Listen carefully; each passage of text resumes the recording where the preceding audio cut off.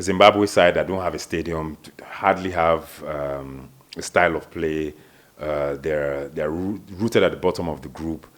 We should punish them this time at home. We should score at least 3 or more. Three or more goals. You know, my prediction for me, I'll go with a 3-0 or 4-0. I mean, Osimhen, Lookman, even Trusekong gets everybody a goal should that game. score. Yeah, Olaino should give me a cross. Yes. You know, I need that vibrance. The Super Eagles, come on, bro. Yeah.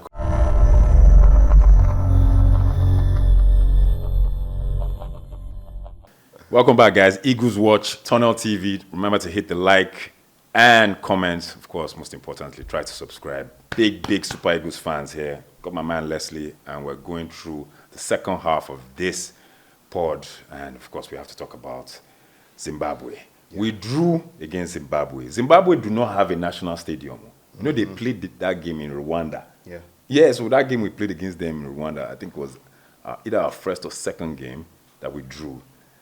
It was just a poor outing. Poor showing. Terrible game. And you know, going to that game, I wasn't surprised the way the results came. I mean, trust our usual haphazard preparation and people that show up. And there was, watching the game, I felt like we were like a broken arrow.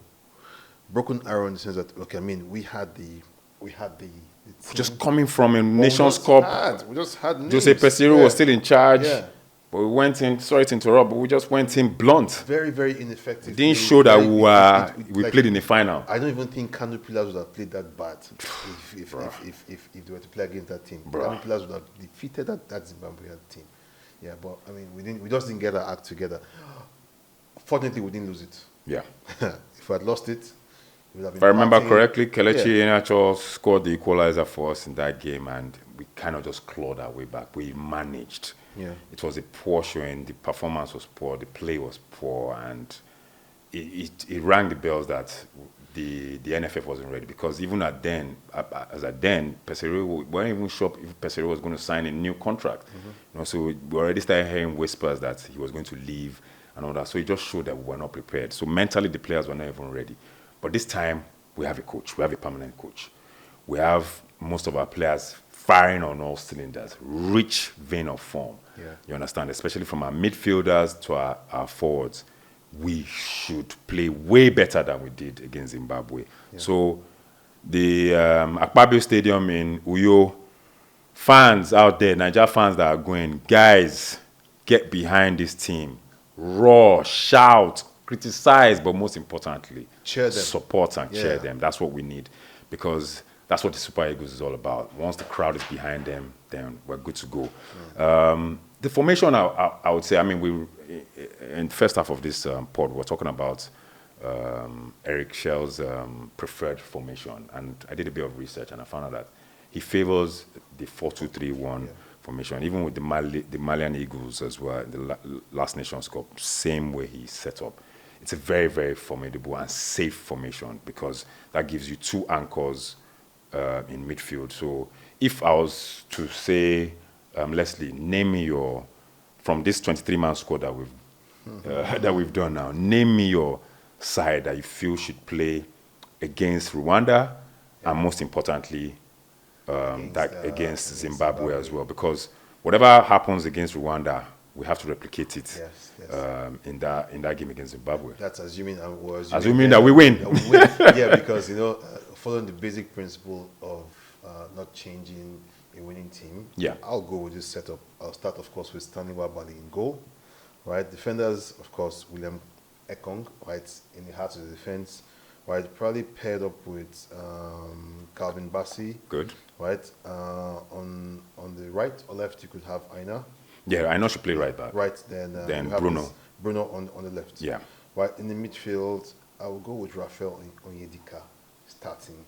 100. Over Wilfred and Didi, and this is no disrespect, I think. But it's a 4-2-3-1. Yes. Yeah. So who plays next to? I mean, we could have that combination of Wilfred Didi and Raphael together in there.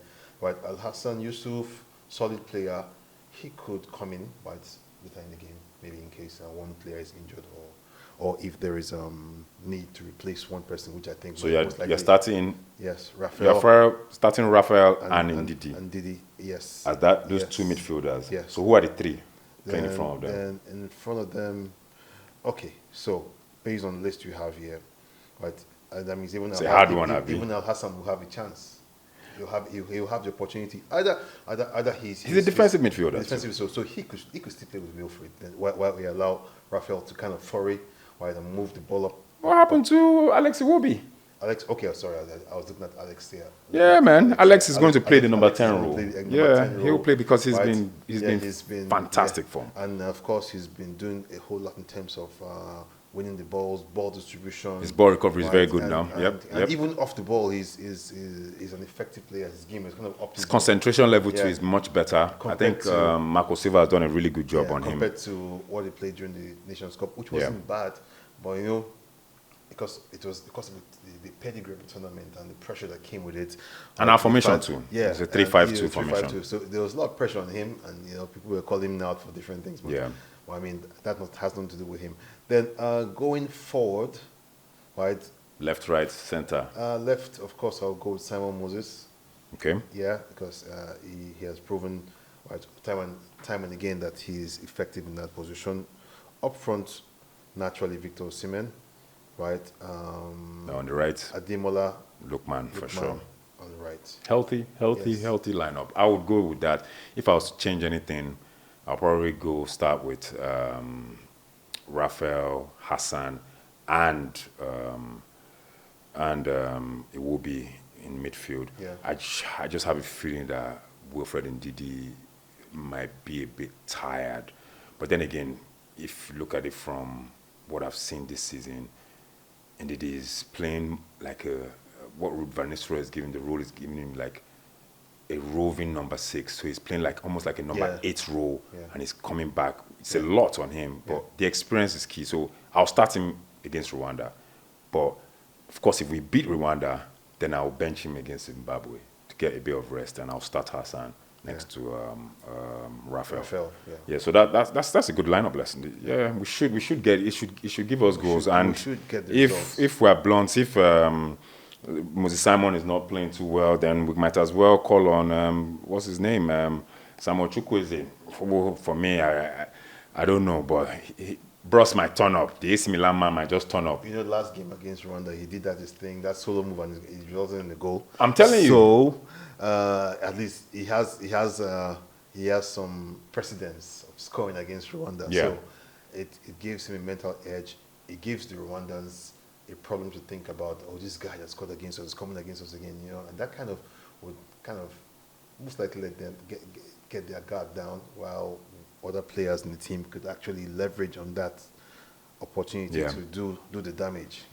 So if Victor Osimhen is struggling, for example, against Rwanda from the 70-something minutes, you look at your bench. I have Victor Boniface. I have Sadiq Umar. I have Tolu Arukudare. Who am I bringing on? I'll go with Sadiq Umar. Same. Yeah, because Sadiq Umar has since joining Valencia, he has proven Valencia is not a even in relegation battle now, and he's still pumping goals for them. Yeah. I mean, I watched these last 2 games, and I was impressed with, when the team's under pressure and someone comes, he just plays the role of a savior. He just comes and he just delivers and scores the goals, and everybody's yay, right?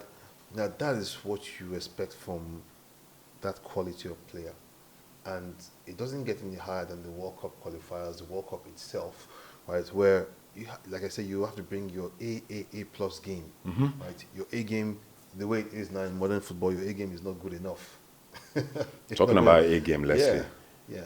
Victor Boniface, the last 4 or 5 appearances in the Super Eagles, he hasn't scored a goal. Yeah. He tends to play well for Leverkusen.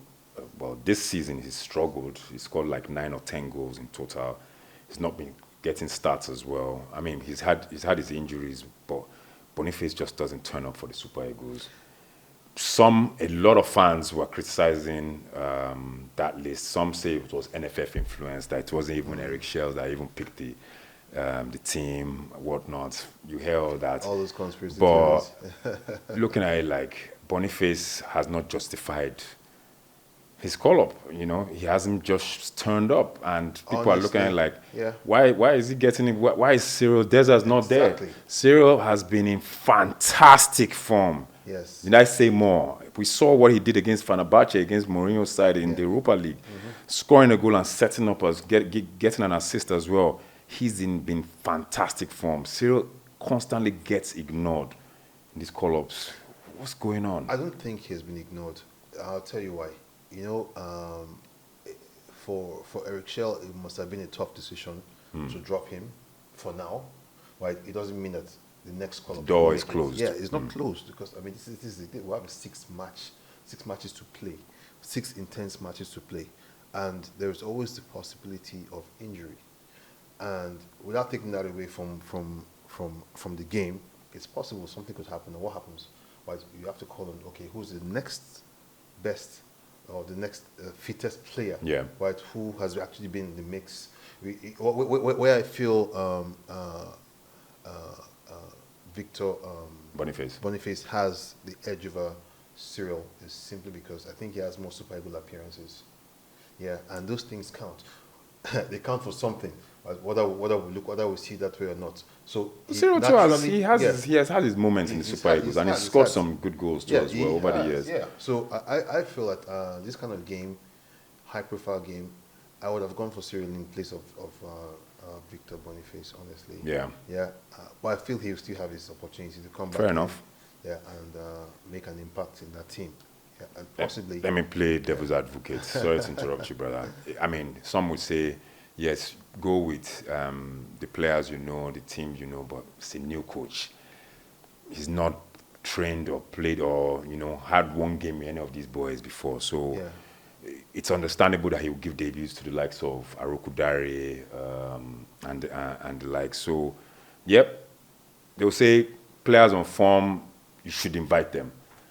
So Arokudare's his selection is justified. Yeah.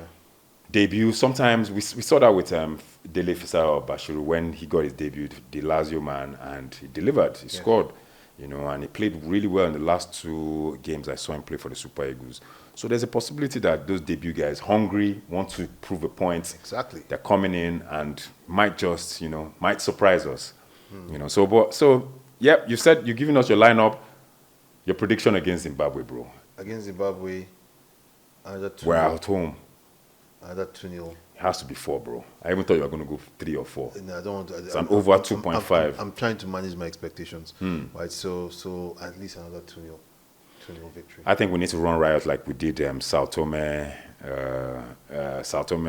Principe, Yes, or what, when we beat them 6-0 and 10-0, 16 goals, unreplied goals under Jose Peseiro. But the Zimbabwe side that don't have a stadium, hardly have a style of play.